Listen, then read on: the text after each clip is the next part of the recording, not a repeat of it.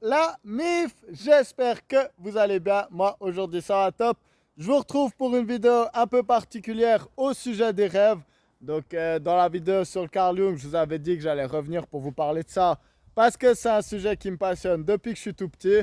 Donc, moi, j'ai commencé à faire des rêves lucides, je pense, quand j'avais 4 ans, quelque chose comme ça. Donc, ouais, j'ai toujours eu un peu cette double vie avec les rêves. Tous les matins, je me lève et puis je bois mon café dehors au lever du soleil pour activer mon cycle circadien avec la lumière, très important. N'oubliez pas de voir le soleil le plus tôt possible. Mais du coup, tous les matins, je bois mon petit café et puis j'écris tous les rêves que je me rappelle de la nuit. Ça aide beaucoup justement pour les rêves lucides et puis pouvoir étudier ces rêves. Aujourd'hui, je vais vous parler de: est-il possible de rencontrer quelqu'un dans le monde des rêves ou dans des projections astrales ou dans que sais-je en fait. Je vais un peu vous donner mon avis de ce qui se passe. Pour ça, je vais vous donner 3 exemples, 2 qui me sont passés à moi et un qui est passé à une personne de ma famille très proche de moi. Et à la fin de la vidéo, je vous donne un peu mon avis sur qu'est-ce qui a pu se passer pour que ces rencontres aient lieu, qui a rencontré qui et où est-ce que ça a eu lieu. Donc tout ça, c'est dans cette vidéo et c'est sans plus attendre. Donc voilà, comme je vous l'ai expliqué, moi je rêve depuis que je suis tout petit. Puis je me rappelle de quasiment tous mes rêves et puis j'en ai noté énormément. Donc j'ai plein de cahiers remplis de rêves. Donc j'en aurai des histoires à vous raconter. Mais voilà, j'ai dû un peu trier. Donc voilà, je ne vais pas vous raconter des trucs trop personnels ou qui sont arrivés récemment. Parce que voilà, il y a des histoires en cours de développement. Donc voilà, mais ces 3 histoires, je pense qu'elles sont pas mal pour vous donner un peu un a priori de qu'est-ce que je pense des rencontres dans les rêves. Alors la première histoire, elle s'est passée il y a 7 ans environ, quelque chose comme ça. J'étais un peu embrouillé avec un de mes meilleurs potes d'enfance. Puis on avait un peu pris 2 chemins différents. Et puis à l'époque, voilà, on n'était pas super doués pour parler de nos émotions et tout ça. Est-ce qu'on est doué aujourd'hui? Je pense pas, mais encore moins à l'époque. Et du coup, voilà, on s'était un peu embrouillé. Puis il y avait un peu un franc entre nous. Puis voilà, moi je vais pas jeter la pierre à tous les cancers, mais je suis cancer et des fois, voilà quoi, si on nous fait un truc qu'on n'aime pas trop, on va un peu bouder et tout. Et puis on va se dire, mais comment c'est possible d'avoir fait ça? Moi j'aurais jamais fait ça. Puis voilà, lui c'est un autre signe un peu moins souciant, on va dire. Du coup, on était en froid. C'était un peu dommage. Il y a un soir, je rêve de lui. Je rêve qu'on se voit comme ça, dans mon ancien appart. Chose super marrante d'ailleurs, parce qu'il a emménagé dans cet appart après moi.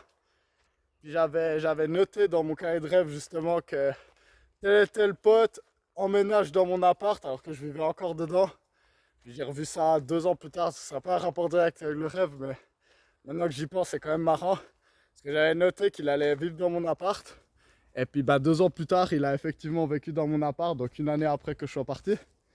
Donc c'est toujours marrant de revenir à un de ses anciens apparts et de voir quelqu'un d'autre y habiter. Mais du coup voilà, dans le rêve en question, on s'était vu dans cet appart. Et puis on s'était embrouillé, puis on s'était dit des trucs. Et puis on voyait bien qu'il y avait beaucoup d'émotions entre les deux. Puis je me lève et puis je me dis, waouh, c'est quand même trop dommage, c'est un de mes meilleurs potes et on est en froid là. Faut que je lui parle. Puis là je lui réécris, ça faisait 6 mois qu'on se parlait pas. Et je lui dis, ouais frère, là faut vraiment qu'on parle, c'est trop dommage cette situation.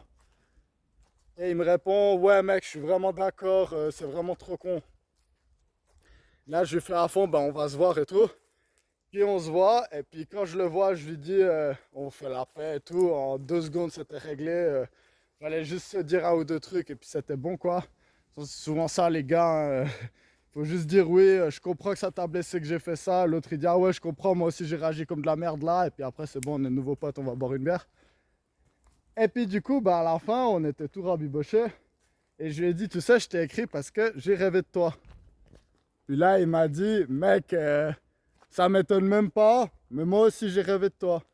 Et il m'a dit j'ai rêvé qu'on s'était embrouillé dans ton appart. Et moi j'étais là genre ok. Donc c'était marrant, c'était comme si l'univers il voulait qu'on se réconcilie, puis on a eu ce rêve où on s'est embrouillé.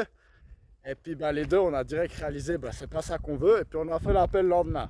Donc ça, premier exemple de rencontre dans un rêve, ou en tout cas de rêve partagé. Deuxième histoire que je vais vous raconter, c'est pas une histoire qui m'est arrivée à moi, mais c'est une histoire qui est arrivée à une femme de ma famille.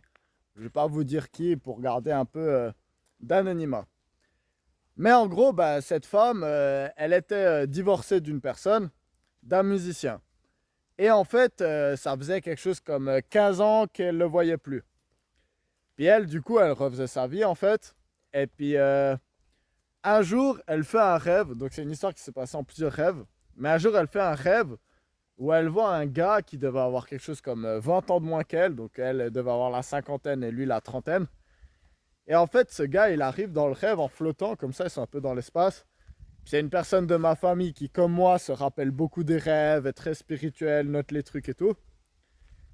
Et en fait, le gars, il arrive dans le rêve et il l'appelle par son prénom et il lui dit blablabla, tu dois décalcifier ta glande pinéale. Puis là, la personne elle se dit what the fuck, ok, qu'est-ce qui se passe, c'est quoi ce rêve?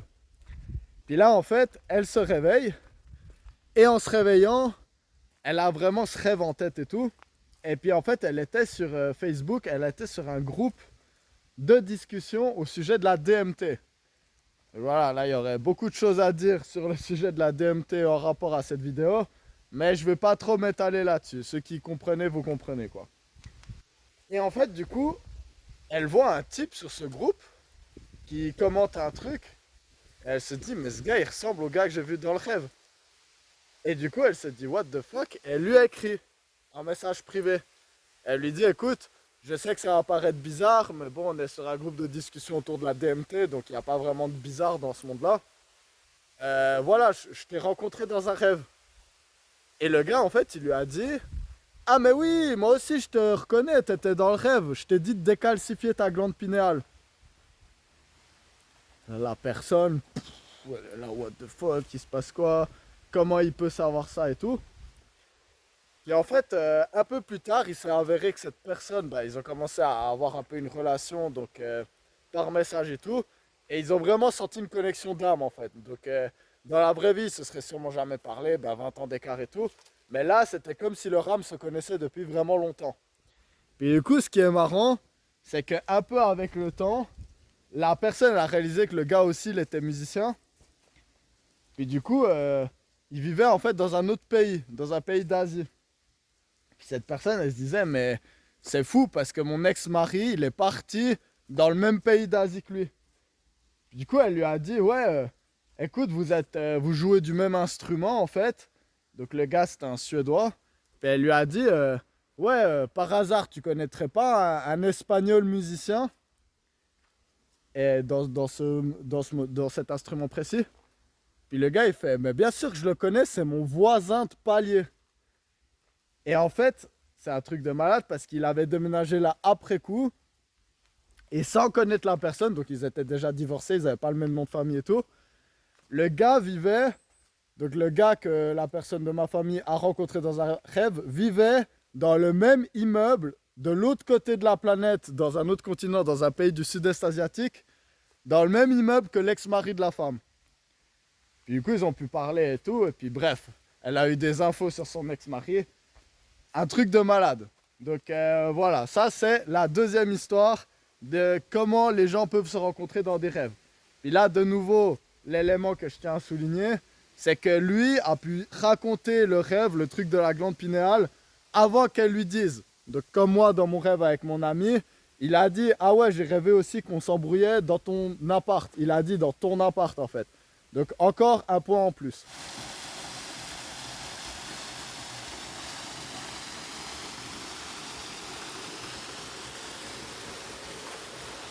Ce magnifique petit bassin que je viens de vous montrer, il est très spécial parce que c'est l'endroit où il y a eu la troisième rencontre dans un rêve dont je vais vous parler dans cette vidéo. Alors rien que de repenser à cette histoire, ça me file le smile. C'était une très très belle histoire. Et en fait, comment elle a commencé? Ben, elle a commencé au bord du lac de mon village. Là où des fois je tourne quelques vidéos. Alors pour vous faire un contexte, je finis le travail. Je vais là-bas, je pose ma natte de yoga. Puis je commence à faire mes exercices. Donc je me mets à l'aise, on va dire. Puis là, un peu plus loin, je vois une fille vraiment, vraiment, vraiment jolie. Puis je la regarde. Je vois qu'elle me regarde en train de faire du yoga. Moi, je lui fais un petit sourire. Elle me sourit en fait. Et puis là, elle commence à aller se baigner. Puis moi, j'ai un gros instinct qui me dit, mec, va tenter ta chance. Va tenter ta chance avec elle. Et puis il y a des fois, je vois une jolie fille et puis j'ai pas cet instinct qui me dit, il faut que tu ailles lui parler. Je sais pas, moi, je fais ma journée, je fais ma vie. Mais il y a des fois, je change ce truc.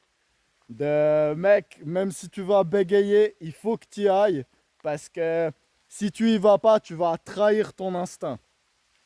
Puis moi, j'ai une règle, c'est que quand mon instinct il me dit de faire quelque chose, ça c'est le cancer qui sommeille en moi. De nouveau, je ramène toi à l'astrologie.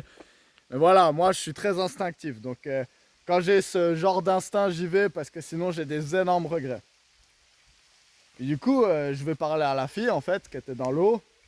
Et puis, je lui demande si l'eau, elle est bonne. Et elle me dit que l'eau, elle est fraîche. Donc, on est au fin avril, hein, donc l'eau, elle était fraîche. Puis là, ben moi, j'enlève ma chemise. Puis je me mets dans l'eau à côté d'elle. Sauf que ce qu'elle savait pas, en fait, c'est que ça faisait 5 ans que je me baignais pas. Donc c'est long, 5 ans. Hein. Puis pendant 5 ans, je me suis pas baigné parce que j'avais un blocage psychologique. Je m'étais baigné dans des jacuzzis, des bains ou des piscines, mais jamais dans un lac ou dans la mer. Et du coup, je lui fais part de ça. Je lui dis, ah ouais, tu me mets vachement à l'aise parce que ça fait 5 ans que je me baigne pas. Et puis là, avec toi, je me dis, il n'y a pas de souci de venir à côté de toi. Elle me regarde un peu bizarre. Ça fait 5 ans que tu te baignes pas et toi, tu me connais pas et tu viens dans l'eau vers moi. Et moi, je lui dis, ouais, en plus, c'est ironique parce que je suis cancer. C'est un signe d'eau. Puis là, il y a des étoiles dans ses yeux. Puis elle me dit, ah, mais moi aussi, je suis cancer. Trop bien, t'aimes bien l'astrologie. Moi, j'étais là, ouais, j'aime bien l'astrologie, c'est un sujet qui me passionne. Puis bref, bah là, on a pataugé un peu, on est sorti de l'eau, et puis là, on s'est assis sur le banc qui était à côté. Puis j'exagère pas, on a parlé pendant au moins 3 heures de temps. On a parlé d'astrologie, de Reiki, des mémoires akashiques, des réincarnations, des rêves, de sexe tantrique. On a parlé la totale, quoi, la totale. Puis incroyable. Genre, moi, je pense que j'ai jamais fait une rencontre comme ça dans ma vie. Donc, directement, il y a eu ce truc vraiment fort. Puis le soir, bah, je rentre chez moi, en fait. Puis j'ai décidé de lui faire du Reiki à distance. Puis j'ai prié pour elle. C'était vraiment une belle âme, en fait. Et puis j'ai eu envie de penser à elle et puis de lui envoyer vraiment des good vibes à distance. Puis là, pendant 2 3 jours, on se parle pas. Et puis quelques jours plus tard, elle me réécrit. Puis elle me dit, ouais, c'est fou parce que le premier soir où on s'est rencontrés, j'ai rêvé de toi. Puis là, moi, je me dis, qu'est-ce qui se passe là? T'as rêvé de moi? Parce que moi aussi, j'ai rêvé de toi. Parce qu'en fait, après avoir fait ce Reiki sur elle, je suis allé me coucher en fait. Et j'ai fait un rêve justement où on était dans le petit bassin que je viens de vous montrer. Et on était les deux. Et en fait, on s'est... Ok, c'est bon, j'ai failli faire tomber mon téléphone. C'est peut-être un signe, hein. Donc, on se tenait les mains, en fait. Donc, les deux mains comme ça. Et je lui ai raconté ça. Et je lui ai dit, ouais, parce que justement, on était dans ce petit bassin. Puis elle m'a dit, ah, le petit bassin en dessus de la grande cascade, là, le deuxième. Puis je lui ai fait, ouais, exactement ce bassin. Puis en fait, il y en a vraiment pas mal des bassins tout le long. Il y a la rivière qui descend dans la forêt. Puis là, déjà, je me dis, ok, ouais, c'est fou, elle a vu le rêve un peu. En tout cas, elle a le bon endroit. Voilà, là, ça pourrait être encore être une coïncidence, entre guillemets. Puis là, elle me dit un détail de fou. Elle me dit, ouais, on se tenait les mains.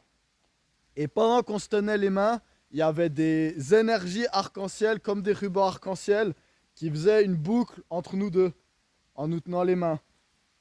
Puis là, moi, j'avais vu ça dans le rêve aussi. Puis du coup, moi, dans ma tête, j'étais là, ok, bon, c'est bon, c'était pas un rêve, ça. C'était une projection astrale ou quelque chose comme ça. Mais en tout cas, ce qui est sûr, c'est que les deux, on était dans le même endroit. Et puis, bah, cette fille, c'est devenue ma copine après. Donc, on a eu une sacrée relation. Et puis, wow, ça mentait pas, en tout cas, cancer, c'est très, très mystique. Donc, on sait, le cancer, c'est un signe très psychique, justement, surtout avec ses partenaires. Donc, cancer, vous pouvez imaginer, c'était des trucs de fou. Si j'apprenais quelque chose qui me rendait triste et puis que ça me mettait le blues, elle m'écrivait ouais, qu'est-ce qu'il y a, chouchou, t'as quelque chose, j'ai senti que t'allais pas très bien. Moi, c'était la même chose avec elle. Bref, c'était vraiment une relation dingue. On a fait beaucoup de trucs de médiumnique, on va dire, avec des entités, des choses comme ça. Mais bon, là, je vais pas trop rentrer dans les détails. Mais en tout cas, c'était vraiment fou, justement, ce truc de qu'on soit les deux rencontrés dans un endroit qu'on pense les deux être sain. Parce que les deux, on a beaucoup parlé de cette cascade mystique et puis de cette forêt. Puis du coup, bah, ça, c'est la troisième histoire.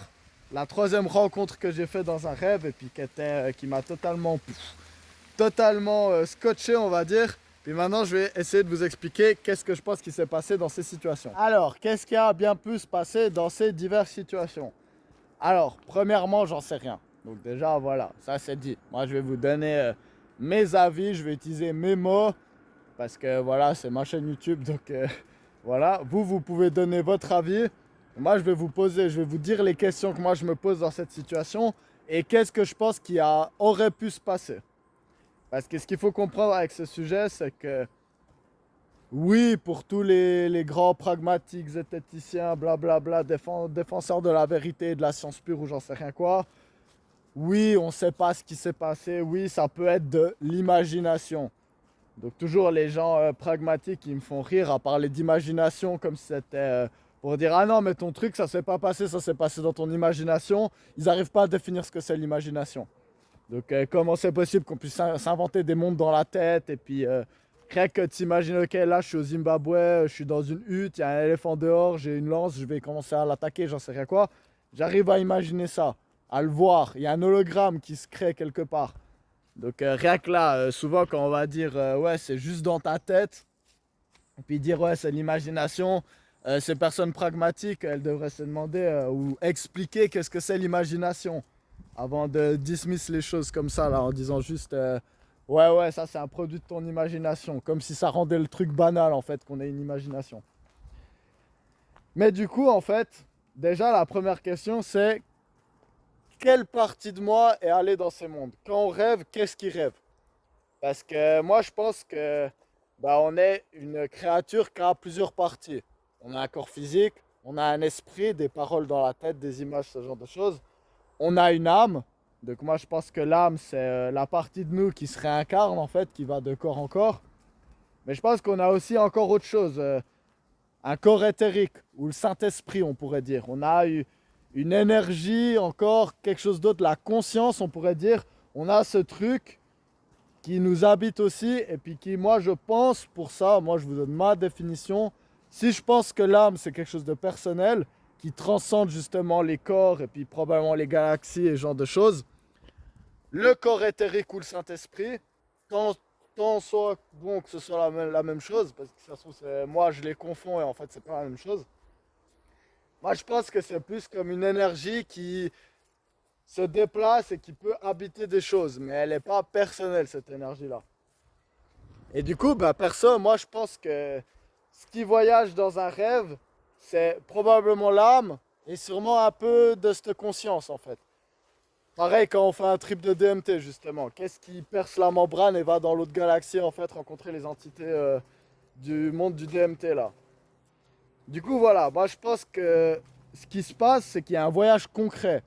Quand on dit j'ai fait un rêve, j'étais dans un château, on est tous d'accord pour dire que c'est vrai. Si c'est vrai qu'il a fait le rêve et qu'il était dans un château.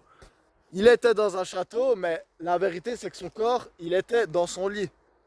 On est d'accord là-dessus. Désolé, il y a des reflets de merde avec le soleil là. Il était dans son lit, son corps était dans son lit. Sauf que quand on parle, on dit pas voilà, j'ai fait un rêve, j'étais dans mon lit. Bah non, j'étais dans le monde du rêve. Donc le je, quand on dit j'étais là-dedans, si on dit que ça c'est le moi, bah on dit bien qu'en fait le moi ça transcende le corps, ça transcende le cerveau, parce que le cerveau il est aussi dans le lit en fait. Donc déjà sémantique intéressante je trouve quand on parle, parce que souvent même les personnes pragmatiques comme ça elles vont pas dire je suis ou j'ai fait un rêve, j'étais dans mon lit. Là ils vont dire où c'est que leur véhicule qui transportait leur conscience était. Et du coup, maintenant, pour vous faire très bref, ce que je pense qui se passe dans ce genre de moment, je pense qu'en fait, deux personnes, quand on rêve, on va manifester une sorte d'univers. Comme, faut s'imaginer qu'on est dans Mario Maker, ou un truc comme ça, ou dans Minecraft, ou j'en sais rien, ou dans les Sims. Et en fait, il y a une partie de nous qui va créer un autre univers, dans une autre dimension. Parce que moi, je pense que les dimensions, elles sont imbriquées les unes dans les autres. Comme les couches d'un oignon, en fait. Et du coup, comme dans un Tesseract, on pourrait penser à un cube en 4D. Du coup, les dimensions, elles s'interposent. Et en fait, ce qui va se passer, c'est qu'on va créer une dimension qui est probablement à l'intérieur de nous. Donc superposée, comme si on prenait, vous savez, l'exemple de la feuille en papier, qu'on mettait deux points dessus, puis qu'on pliait la feuille en papier pour que les deux points soient superposés. Ben moi, je pense que dans les rencontres avec dans les rêves, c'est un peu ce qui se passe. Sauf que là, ce qui va se passer, c'est qu'on va être deux âmes qui vont se mettre d'accord pour créer un tierce endroit en fait. Et du coup, je pense qu'on peut y accéder, pareil, par voyage interdimensionnel via les portails qu'on a à l'intérieur de nous. Je vous ai prévenu, j'allais aller loin et être perché, mais je vous donne moi comment je le vois. Et du coup, moi je pense que dans certaines situations, justement, on peut se rencontrer dans ces endroits-là. Et là, je pense qu'on parle de voyage astro plus que de rêve. Mais je sais pas après, parce que je suis pas un expert de voyage astro. Moi, toutes ces choses, ça s'est souvent passé par accident. Donc c'est vrai, c'est souvent dans des rencontres très importantes, dans des moments où les émotions sont très fortes, donc avec quelqu'un avec qui on est amoureux, ou quelqu'un de la famille avec qui ça va pas très bien, ou justement, comme j'ai dit, un ami ou quelque chose comme ça avec qui il y a une histoire qui nous pèse. Donc déjà, je pense que plus le lien est fort, plus c'est possible de faire ça. Et puis moi, d'après ce que j'ai pu regarder du chamanisme, justement, notamment sud-américain, il y a beaucoup de chefs chamans de tribus qui vont se rencontrer délibérément dans les mondes des rêves, en fait. Donc ils vont se donner rendez-vous dans telle dimension, en fait, puis ils vont fumer des plantes ou j'en sais rien quoi. Puis après, ils se rencontrent dans des autres mondes, puis en fait, les lois de la physique sont différentes, un peu comme dans Inception. Et du coup, ils peuvent prendre des décisions dans le monde des rêves. Donc eux, apparemment, ils ont du contrôle là-dessus. Pareil pour les projections astrales, moi j'en connais pas forcément personnellement, mais je connais pas mal de gens sur internet qui clament pouvoir en faire à volonté, aller dans les endroits qu'ils veulent. Puis il y a même des choses très intéressantes qui se passent. On peut penser aux expériences de mort imminente aussi. Moi, d'après moi, le rasoir d'Occam, donc la chose la plus plausible en fait, c'est qu'on a quelque chose qui peut voyager. On a un véhicule astral, on a une âme, on a quelque chose. De nouveau, là, c'est les mots qu'on met dessus. Mais on a quelque chose qui peut se détacher du corps physique, soit dans un rêve, dans la mort, dans un voyage astral, ou dans une expérience psychédélique avec des champignons ou de la DMT. Donc moi, ça, j'en suis persuadé. Puis les explications que c'est tout dans la tête, pour moi, quand on commence à creuser, c'est vite fait un peu bancal. Voilà, c'est tout pour la vidéo sur rencontrer des gens dans des rêves. Est-ce possible, mon avis? Donc voilà, j'espère qu'avec ces exemples, ça vous aura permis d'y croire un peu plus. Donc au final, comme toujours, moi, je vous demande pas de croire autre chose que vos expériences. Donc voilà, moi, croyez-moi pas sur parole. Moi, j'espère juste que vous puissiez avoir les mêmes expériences que moi, pour pouvoir un peu avoir un esprit plus ouvert. Parce que moi j'étais très cartésien, très fermé à tous ces trucs pendant longtemps. Jusqu'à ce que j'ai tellement d'expérience que je doive me dire ok, en fait j'y comprends pas grand chose à la vie, à la science, à qu'est-ce qui se passe dans le cosmos. Et puis un peu d'humilité me ferait pas de mal. Puis surtout après, une fois qu'on s'ouvre à toutes ces expériences, l'univers n'a pas peur de nous mettre dans ces situations. Du coup voilà, encore une fois, c'est avec plaisir si vous partagez vos expériences dans les commentaires, parce que je suis sûr qu'il y en a des parmi vous qui ont aussi rencontré des gens dans des rêves. Donc voilà, ça peut être intéressant aussi pour les autres de pouvoir lire ce genre d'histoire. Je me réjouis de vous retrouver tout bientôt pour des nouvelles vidéos et j'espère que vous dormez bien et qu'en vous levant le matin, vous notez vos rêves, c'est très important. Je vous retrouve tout bientôt. Allez, bye bye!